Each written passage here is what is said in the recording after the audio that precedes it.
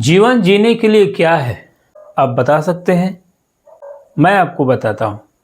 जीवन की असली पूंजी वह है जिसे हम अपने भीतर संजोते हैं।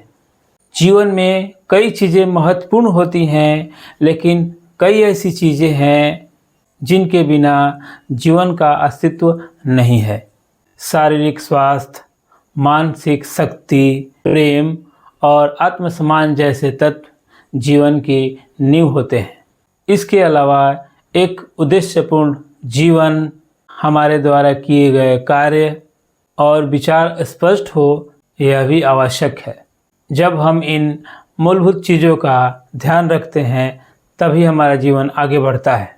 जीवन में कई ऐसी सच्चाइयाँ हैं, कई ऐसी जिम्मेदारियाँ हैं जो जीवन को आगे ले जाने में मदद करती है।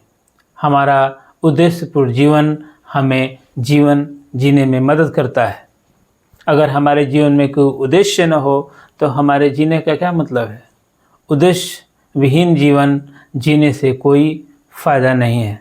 हमारे जीवन में उद्देश्य ज़रूर होना चाहिए। अगर उद्देश्य नहीं है तो हमारे जीवन का कोई अर्थ नहीं है, कोई मोल ही नहीं है।